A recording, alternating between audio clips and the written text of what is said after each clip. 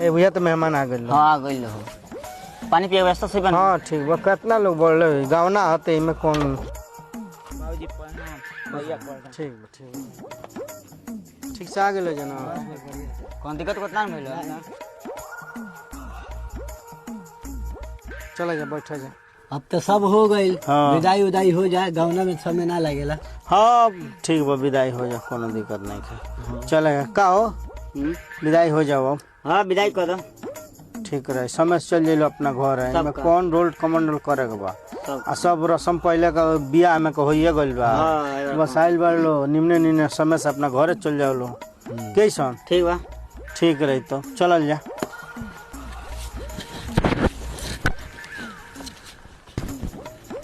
चलते ठीक बा भैया चल चल भैया पापा पाजा भाई छोड़ा चल पाजा भाई पाजा चल चल चल छोड़ा जा जा ठीक से रहिए जा बाबू भेजे हम 2-4 दिन में जा चलो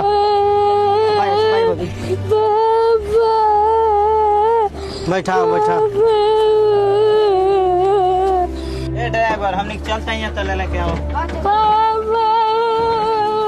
चला चला भैया भेजे हम जा चला चला हो जाला चला जाला चला ना।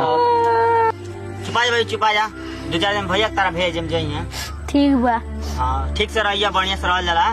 ठीक बा अपन टाइम से उठल जाला अपन काम धाम कइल जाला। ठीक बा ठीक नो ठीक बा भैया एगो बात मानो हमला घरे जरूर भैया। ठीक बा आए हम घबरा मत हम आए और तू चाहत हम तारा घरे आई तो हम एगो बात कहीं मनबू ना। ठीक बा कह बहन हमार तक हम अच्छा सलाह दे ठीक बा कोनो गलत सलाह ना दे।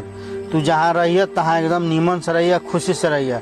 जगह शादी में गईलू हमने के दिन धके जगह बोलौनी जा वहीं फिर तरावे खोई तो वहीं दिन धरब जा मेहमान के तरह तो अइय ठीक बा। जबरदस्ती मत करिए अपना घरे जे हम जेबे करे अपना पति से राय ले लिहो ना तो जे भी गार्जियन होई तारा घर में ससुर हुई सास हुई वो लोग से राय ले लिए तबे अइय।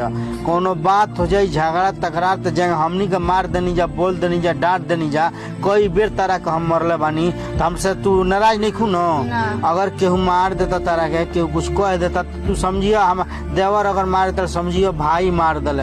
अगर बूढ़ऊ कुछ बोल देता रहे तो समझियो हमार बाप जगह बोलते रहे हमार ससुर हमको बोल देता रहे समझो तारू बात के। अगर एंगा रहबू तो हम आए तो हमरो इज्जत होई तोरो इज्जत होई ठीक बा। आ जले इजाजत केहू ना दी तले तू ए घरे मत अइह। एजा के बात ओइजा मत शिकायत करियो और ओइजा कोनो कम बेस होई दुख तकलीफ होई तो एजा तू मत कहियो समझो तारू बात के। अगर एजा के बात ओइजा करबू ओइजा के बात एजा करबू तो झगड़ा बढ़ जाए। जल तार मालिक के इजाजत ना दी है ससुर सास ससुर एक बार जले इजाजत ना दिलो तले तू कोनो गलती मत करियो आ ना आवे के कहियो ठीक बा। अगर वो नहीं खेलो आवे देत तो फोन के हमनी से दबाव भी मत दिवइयो जे आवे नहीं खेल दे तो लोग के मर्जी आई खुद आवे दिलो तू ओइजा के बन के रहिया।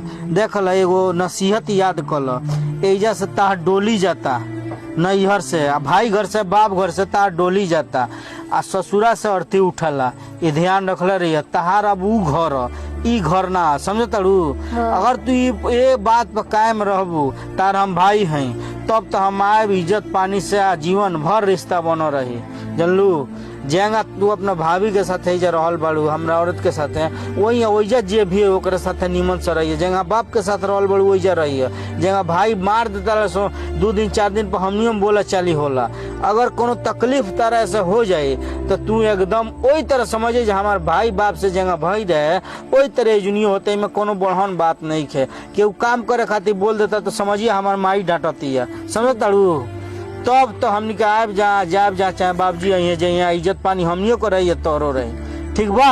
ठीक बा हाँ ये एकदम बात ध्यान रखले रही है। आ बिना इजाजत के तू अइह मत ठीक बा। हमनी के बोलाब जे तबे अइया वो इजाजत दिलू तब एंगा नाही ठीक बा।